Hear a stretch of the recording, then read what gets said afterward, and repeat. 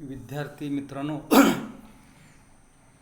आपल्या PVP महाविद्यालयातील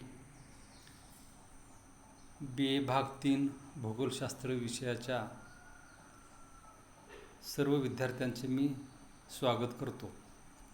मी प्राध्यापक डॉक्टर NS पोळसर. तुम्ही सर्वांनी BA भाग 3ला ॲडमिशन घेतलेले आहे. भूगोल विषयाचा अभ्यासक्रम हा चालू वर्षी ऑनलाईनच सध्या तरी घ्यायचे नियोजन केलेलं आहे. आणि हे नियोजन करत असताना प्रामुख्यानं आपला अभ्यासक्रम हा ऑफलाईन किंवा समोरासमोर बसून शिकवण्याची सध्या तरी परिस्थिती नसल्याचं दिसून येतं. याचं असणारं मुख्य कारण म्हणजे कोविड या आजारामुळं संपूर्ण जगभर थैमान घातलेला आहे आणि त्यामुळं हा असणारा अभ्यासक्रम आपल्याला ऑनलाईन घ्यावा लागतो. तरी सर्वप्रथम मी तुमचं BA भाग 3 या वर्गामध्ये सहर्ष स्वागत करतो. आत्तापर्यंत तुम्ही जवळपास 4 सेमिस्टर दिलेले आहेत. त्या म्हणजे FY BAला असणारी सेमिस्टर 1 आणि 2, BA भाग 2ला असणारी सेमिस्टर 3 आणि 4 आणि TY BAला जे 2 शेवटच्या सेमिस्टर आहेत ते म्हणजे सेमिस्टर नंबर 5 आणि सेमिस्टर नंबर 6. सेमिस्टर नंबर 5 चा असणारा जो सिलेबस आहे किंवा एकूणच असणारे जे पेपर नंबर्स आहेत त्यामध्ये पेपर नंबर 7 पासून सुरू होतात. यापूर्वी तुम्ही FY BAला पेपर नंबर 1, पेपर नंबर 2 आणि SYला तिसऱ्या सेमिस्टरला पेपर नंबर 3, 4 आणि चौथी सेमिस्टर पेपर नंबर 5 आणि 6 झालेले आहेत. TY BAला सेमिस्टर जी 5वी आहे या सेमिस्टरमध्ये जे पेपर सुरू होतात ते प्रामुख्याने 7 नंबरपासून सुरू होतील.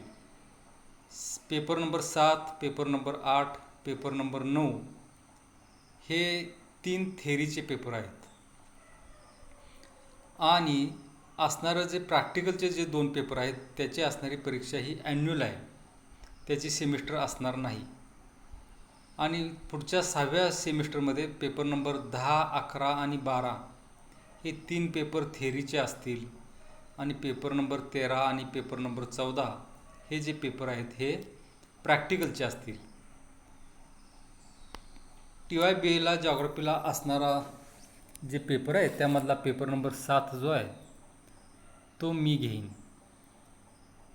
या पेपरचा असणारा सिलेबस किंवा त्या पेपरमध्ये असणारा एकूणच अभ्यासक्रमाचा विषय जर आपण पाहिला तर एकूण 4 युनिट्स आपण या पेपरमध्ये अभ्यासणार आहोत.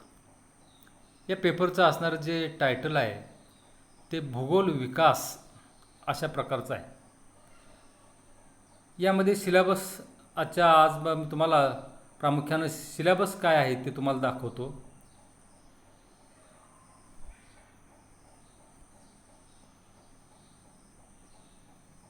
एक मिनिट.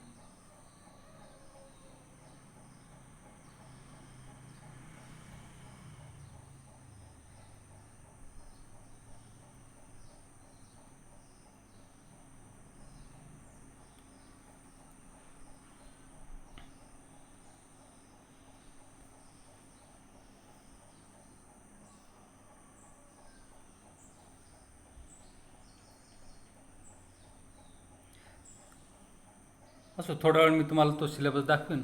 आपला हा जो पेपर आहे या पेपरचं नाव आहे भूगोल विकास. आता भूगोल विकास अभ्यासत असताना की या भूगोल विकास या पेपरमध्ये नक्की आपण काय शिकणार आहोत तर भूगोल विकास म्हणजे काय किंवा भूगोल या विषयाचा विकास कसा झाला. भूगोल हे एक भूविज्ञान म्हणून आपण त्याकडे पाहतो किंवा त्याला आपण ओळखतो. या भूगोलाचा असणारा विकास कसा झाला. जगाचा जर आपण विचार केला तर जगामध्ये भूविज्ञानाचा विकास हा अतिशय प्राचीन काळापासून सुरू झालेला आपल्याला दिसून येतो. यामध्ये कोणकोणत्या देशातील किंवा जगातील कोणकोणत्या देशातील शास्त्रज्ञांनी योगदान दिलं, कॉन्ट्रीब्युशन दिलं याचा अभ्यास हा प्रामुख्यानं आपण यामध्ये करणार आहोत. भूगोल विकास ज्यावेळी आपण म्हणतो त्यावेळी भूगोल विकासाचा एक संक्षिप्त आढावा किंवा मागोवा घेतला जातो. भूविज्ञानाचा विकासाचा ज्यावेळी आपण विचार करू, अभ्यास करू, त्यावेळी असं आपल्याला दिसतं की प्रामुख्यानं ग्रीक आणि रोमन या देशातील अनेक भूविज्ञानातील तज्ज्ञांनी, भूगोलतज्ज्ञांनी, भूगोलशास्त्रज्ञांनी भूगोलाच्या विकासामध्ये अतिशय मोठ्या प्रमाणात योगदान दिलेलं दिसून येतं. ग्रीक, रोमन त्याचबरोबर प्राचीन भारतीय भौगोलिक संकल्पनासुद्धा प्रसिद्ध आहेत. यासुद्धा आपण या पेपरमध्ये अभ्यासणार आहोत. त्याचबरोबर अरबस्तानमध्ये असणारे काही भूगोलतज्ञ होऊन गेले, त्यांनी भूगोलामध्ये काय विकास केला, काय भूविज्ञानामध्ये त्यांचं योगदान आहे. खरं पाहिलं तर भूगोल म्हणजे काय, तर पृथ्वीचा अभ्यास करणारं जे शास्त्र आहे, जे विज्ञान आहे, त्याला आपण भूगोल असं एक ढोबळमानानं आपण त्याला पाहतो किंवा बघतो. पृथ्वीच्या असणाऱ्या भूपृष्ठावरती ज्या वेगवेगळ्या प्रकारच्या नैसर्गिक आणि मानवी क्रिया असतात, नैसर्गिक आणि मानवी घटक असतात, या एकूणच गोष्टींचा अभ्यास हा भूविज्ञानामध्ये किंवा भूगोलशास्त्रामध्ये केला जातो. अरब भौगोलिक संकल्पनांचा ज्यावेळी आपण विचार करू त्यावेळी आपल्याला असं दिसतं की अरबस्तानमध्ये मोठ्या प्रमाणात भूगोलाच्या अभ्यासामध्ये अनेक तज्ज्ञांनी, अनेक शास्त्रज्ञांनी योगदान दिलेलं आहे.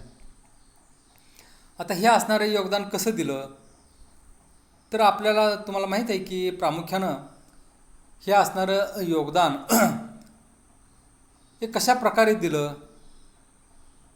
की अरबस्तान ज्यावेळी आपण म्हणतो त्यावेळी अरबस्तानमध्ये आपल्याला दिसतं की अरबस्तानमध्ये पूर्णपणे वाळवंटी प्रदेश आहे. आता या असणाऱ्या वाळवंटी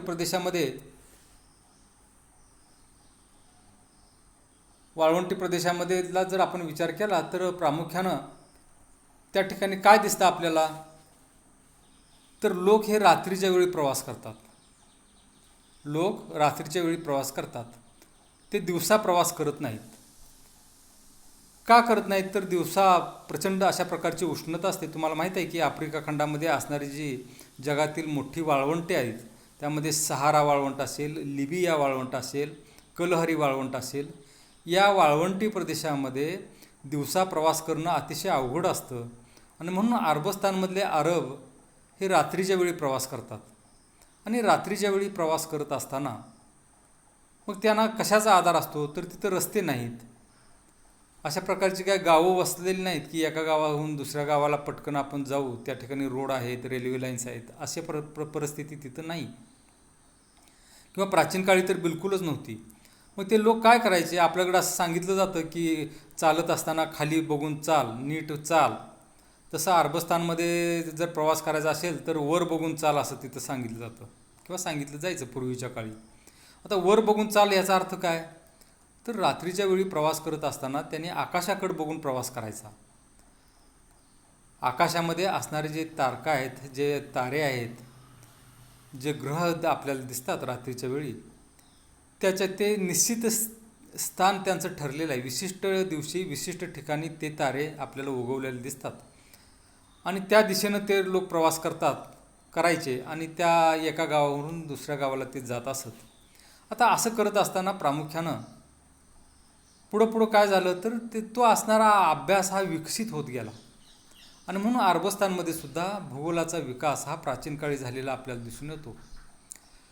आपला जो हा पेपर आहे, या पेपरचं नाव आहे, तुम्ही या स्क्रीनवरती पहा की आपला असणारा हा जो paper, evolution of geographical thoughts हे त्याचं नाव आहे. भूगोलातील तज्ज्ञांच्या भूगोलाचा विकास आणि भूगोलामध्ये असणारे संशोधक, त्यांचं असणारं योगदान, असा इत्थंभूत अभ्यास किंवा विचार आपण या पेपरमध्ये करणार आहोत. या मगाशी सांगितलं की ह्या पेपरचा जो नंबर आहे तो पेपर नंबर 7 असा आहे.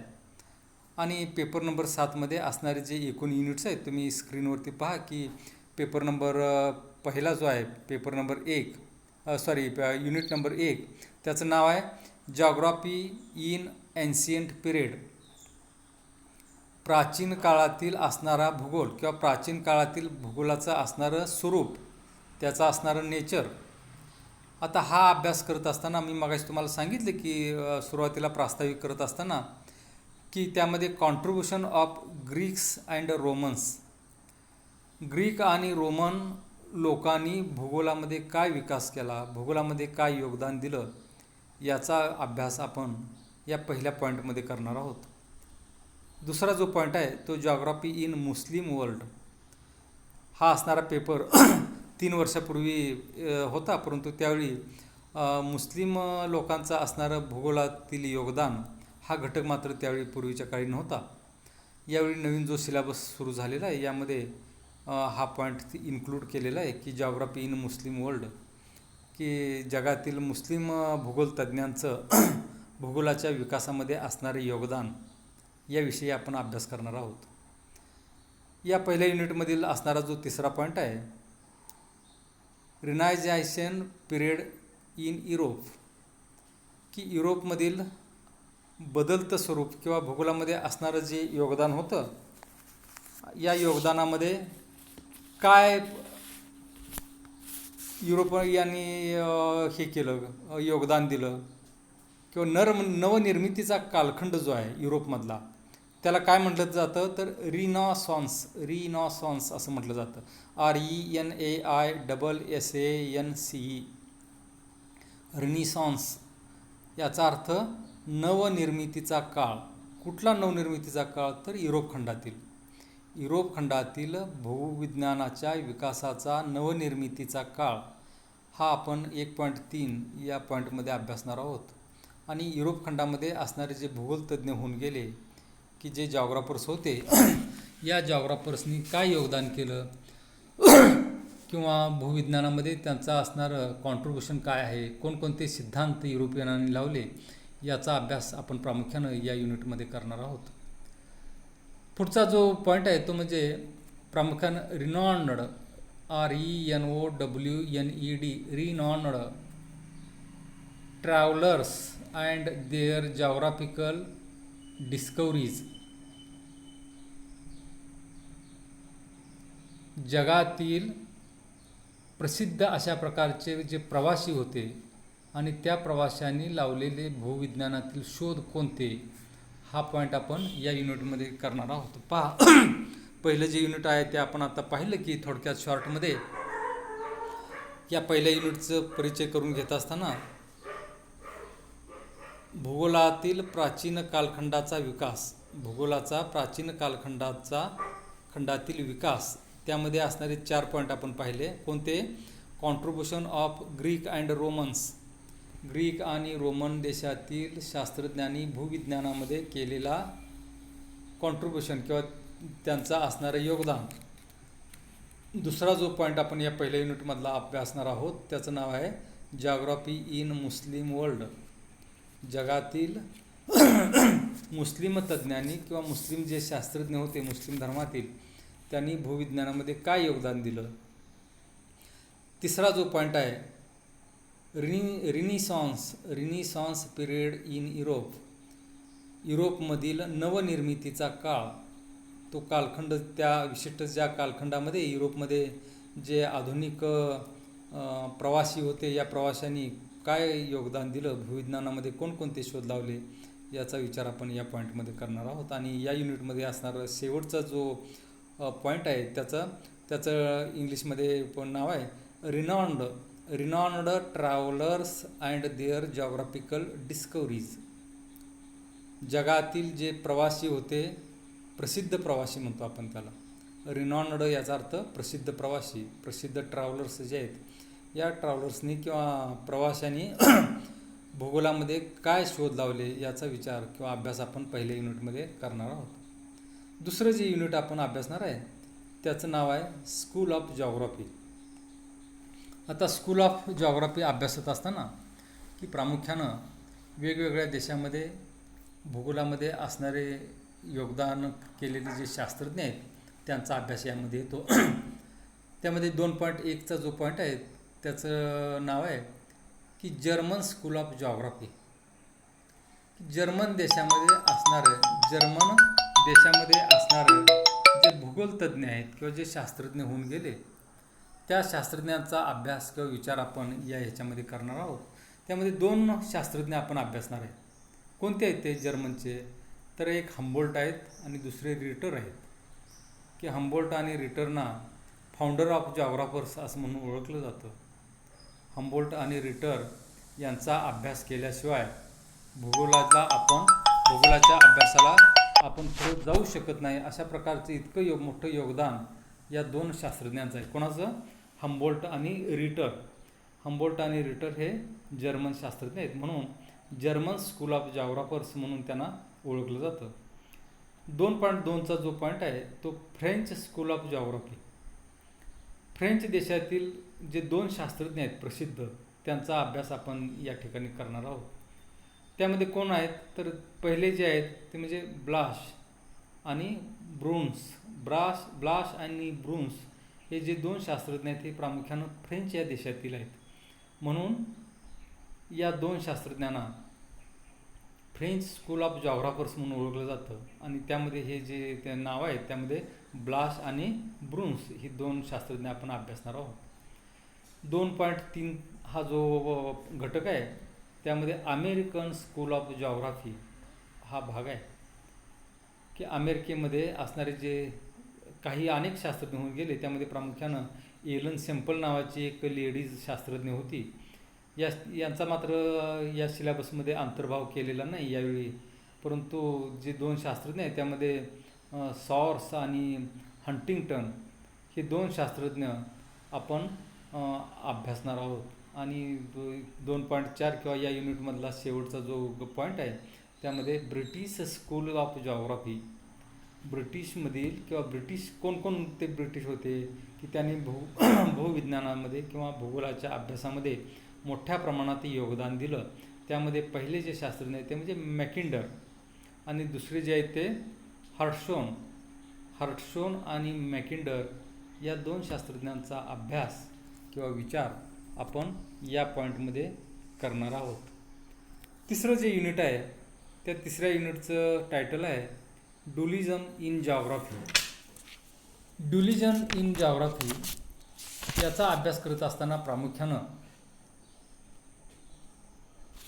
की भूविज्ञानामध्ये काही द्वैतवाद आहेत. भूगोलातील द्वैतवाद, त्यालाच आपण डायकोटॉमी असं सुद्धा म्हणतो, ड्युलिझम. आणि तिसऱ्या युनिटमध्ये जे पहिला पॉईंट आहे त्याचं नाव आहे एन्व्हायरमेंटल डिटर्मिनिझम अँड पॉसिबिलिझम. एन्व्हायरमेंटल डिटर्मिनिझम अँड पॉसिबिलिझम, पर्यावरणवाद त्याला असं आपण म्हटलं जातं. प्राकृतिक विरुद्ध मानवी यामध्ये प्रामुख्यानं निश्चितवाद आणि शक्यतावाद ज्याला आपण म्हणतो याचा अभ्यास या ठिकाणी केला जातो. 3.2चा जो घटक आहे त्यामध्ये systematic and regional geography. Systematic अभ्यास करणं आणि प्रादेशिक किंवा रिजनल अभ्यास करणं. शास्त्रज्ञामध्ये प्रामुख्यानं 2 गट पडलेले आपल्याला दिसून येतात. थोडक्यात सांगायचं तर की एक गट काय म्हणतो तर निसर्ग हा प्रभुत्ववान आहे, निसर्ग हा डॉमिनंट आहे. आणि दुसरा एक गट असा म्हणतो की निसर्ग हा जरी प्रभुत्ववादी असला, जरी तो स्ट्रॉंग असला, nature is a strong, but तरीसुद्धा मनुष्य त्यातून काही मार्ग काढू शकतो. मग उदाहरण देत असताना काही शास्त्रज्ञ म्हणतात की प्रामुख्यानं निसर्ग काय म्हणतो तर स्टॉप अँड गो, थांबा आणि जा. Stop and go determinism. काय डिटर्मिनिझम हे तर निसर्गानं एका नदीला पूर आला समजा, तर निसर्ग काय सांगतो तर थांबा म्हणतो. थांबा, पूर थोड्या काळानंतर तो उतरेल आणि त्यानंतर तुम्ही नंतर पुढे जा. स्टॉप अँड गो. दुसरा जो गट आहे शास्त्रज्ञांचा तो काय म्हणतो तो मानवी क्रियाशक्तीला प्राधान्य देणारा तो गट आहे. तो काय म्हणतो की जरी निसर्ग सांगत असेल स्टॉप अँड गो, थांबा आणि जा, पूर आलेला आहे, मोठा प्रचंड पाऊस पडत आहे, किंवा तुमचा जन्म, मानवाचा जन्म हा जमिनीवरती राहण्यासाठी झालेला आहे, त्याला 2 पाय दिलेले आहेत, पंख दिलेले नाहीत हवेमध्ये उडण्यासाठी.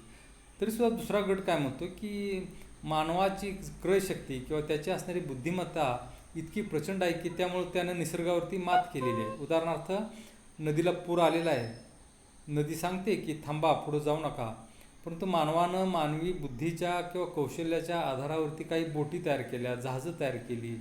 मानवाला पंख दिलेले नाही तरीसुद्धा तो विमानातून विहार करू शकतो. त्यामुळे मनुष्य हा प्रबळ आहे असं काही शास्त्रज्ञांचं मत आहे. म्हणून ही जी डायकोटॉमी आहे किंवा द्वंद्ववाद ज्याला आपण म्हणतो, त्यामध्ये प्रामुख्यानं फिजिकल अँड ह्युमन जॉग्राफी, प्राकृतिक भूगोल विरुद्ध मानवी भूगोल. प्राकृतिक भूगोल म्हणजे काय, तर प्राकृतिक याचा अर्थ प्रकृती, निसर्ग, निसर्ग विरुद्ध मानव. निसर्ग याचा अर्थ असणारं पर्यावरण. पर्यावरण म्हणजे काय, पर्यावरणाला आपण इंग्रजीमध्ये एन्व्हायरमेंट असं म्हणतो. एन्व्हायरमेंटल याचा ॲक्च्युली अर्थ काय, तर टू दी सराउंड, आपल्या सभोवताली असणारी परिस्थिती म्हणजे पर्यावरण होय. आपल्या सभोवताली असणारी जी परिस्थिती आहे, कोणत्या प्रकारची परिस्थिती आहे, तर प्रामुख्यानं 2 प्रकारची परिस्थिती आपल्याला पाहायला मिळते. पहिली जी परिस्थिती आहे ती कोणती, तर ती नैसर्गिक परिस्थिती, नॅचरल. उदाहरणार्थ हवामान, तापमान असेल, जमीन असेल, हवेतील आर्द्रता असेल, वनस्पती असतील, आपल्या आजूबाजूला असणारे पशु असतील, पक्षी असतील, ही असणारी सगळी जी परिस्थिती आहे याला आपण काय म्हणतो, तर फिजिकल एन्व्हायरमेंट असं म्हणतो. दुसरं जो पर्यावरणाचा जो दुसरं अंग आहे ते कोणतं, तर त्याला कल्चरल एन्व्हायरमेंट असं म्हटलं जातं. सांस्कृतिक पर्यावरण, कल्चरल एन्व्हायरमेंट. मग ह्या फिजिकल विरुद्ध मानवी भूगोल. मानवी भूगोलामध्ये कशाचा अभ्यास केला जातो, तर मानव आणि मानवानं विकसित केलेले जे घटक आहेत, या एकूणच गोष्टींचा विचार हा प्रामुख्यानं ह्युमन जॉग्राफीमध्ये होतो, मानवी भूगोलामध्ये केला जातो. त्यामध्ये असणारं दळणवळण असेल, मानवी वसाहती असतील, मानवी आर्थिक क्रिया असतील, ज्याला आपण इकॉनॉमिक ॲक्टिव्हिटीज असं म्हणतो, मानवी क्रिया, मानवी हालचाली, ह्या उदाहरणार्थ मनुष्य शेती करतो, दळणवळण करतो, एकूणच उद्योगधंद्याचा व्यवसाय असेल, अन्य प्रकारचे कुटीर उद्योग असतील, हे सगळे ज्या ॲक्टिव्हिटीज आहेत ह्या कसल्या आहेत, ते इकॉनॉमिक ॲक्टिव्हिटीज आहेत, ह्युमन ॲक्टिव्हिटीज आहेत. या सगळ्या गोष्टींचा अभ्यास हा मानवी भूगोलामध्ये केला जातो. म्हणून डुलिझम इन जॉग्राफीमध्ये प्राकृतिक विरुद्ध मानवी भूगोल अशा प्रकारचा एक द्वैतवाद आपण या युनिटमध्ये अभ्यासणार आहोत. आणि पुढचा जो भाग आहे त्यामध्ये प्रामुख्यानं की काही गोष्टी आपण काय करतो, तर त्या तोंडी असतात, रियालिटी नसतात. त्याला आपण माईथ असं म्हणतो, मिथक. आणि दुसरी जी आहे ती रियालिटी. सूर्य उगवतो ही रियालिटी आहे, आणि सूर्य उगवेल किंवा चंद्र उगवेल, चंद्र असा असेल तसा असेल, ही जी कल्पना आपण करतो त्याला काय म्हणतो आपण, कल्पना म्हणतो, कल्पनाविलास. कल्पनाविलास विरुद्ध ॲक्च्युअल परिस्थिती किंवा रियालिटी, याचाही विचार आपण या डुलिझममध्ये प्रामुख्यानं करणार आहोत. शेवटचं जे युनिट आहे त्या चौथ्या युनिटचं नाव आहे trends in geography. Trends in geography, भूगोलाच्या अभ्यासाचे असणारे ट्रेंड्स किंवा प्रवाह काय आहेत याचा अभ्यास करत असताना या युनिटमध्ये प्रामुख्यानं 4 पॉईंट आपण अभ्यासणार आहोत. पहिला या युनिटमध्ये असणारा जो पहिला गट जो पॉईंट आहे तो म्हणजे quantitative revolution and it's impact. Quantitative revolution and it's impact याचा अर्थ असा की संख्यात्मक त्याचा असणारा विकास किंवा रिव्होल्यूशन काय झालं आणि त्याचा इम्पॅक्ट भूगोलाच्या अभ्यासामध्ये, भूविज्ञानाच्या संशोधनामध्ये कशा प्रकारे झाला याचा अभ्यास आपण या पहिल्या पॉईंटमध्ये करणार आहोत. यामध्ये असणारा दुसरा जो पॉईंट आहे तो म्हणजे changing concept of space in geography. भूविज्ञानामध्ये असणारे बदलते विचार प्रवाह, विचार संकल्पना, बदलत्या संकल्पना, भूविज्ञानामध्ये कोणकोणत्या बदलत्या संकल्पना आहेत याचा अभ्यास आपण या पॉईंटमध्ये करणार आहोत. चौथ्या युनिटमधील तिसरा जो पॉईंट आहे उपघटक, तो कोणता आहे तर कॉन्ट्रीब्युशन ऑफ इंडियन जॉग्राफर्स. भारतातील कोणकोणत्या भूवैज्ञानिकांनी किंवा संशोधकांनी भूगोलाच्या भूविज्ञानाच्या विकासासाठी कॉन्ट्रीब्युशन दिलं किंवा योगदान दिलं, त्यांचा अभ्यास आपण या पॉईंटमध्ये करणार आहोत. आणि या 4थ्या युनिटमधील असणारा 4.4 किंवा शेवटचा जो उपघटक आहे, पॉईंट आहे, तो कोणता तर त्याचं नाव आहे फ्युचर ऑफ जॉग्राफी. भूगोलाचं असणारं भविष्य. भूगोलाचं असणारं भविष्य. भविष्यामध्ये भूगोलाचं स्वरूप काय असेल, त्याचं एकूणच स्थिती किंवा त्याचं असणारं नेचर काय असेल, स्वरूप काय असेल, भूगोलाची असणारी व्याप्ती किती असेल, त्याचं असणारी व्याप्तीचं स्वरूप काय असेल, इत्यादीचा अभ्यास हा आपण या 4थ्या युनिटच्या शेवटच्या पॉईंटमध्ये करणार आहोत.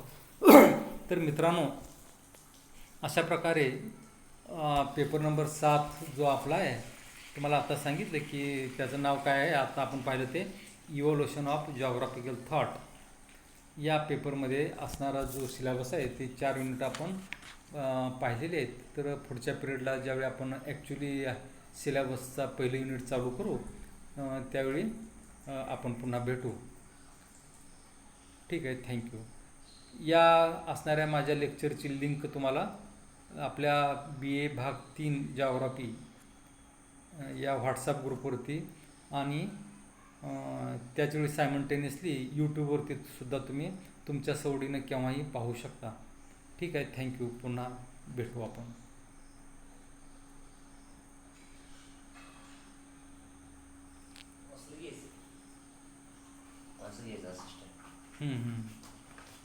घ्यायला पाहिजे ना. बरं बरं.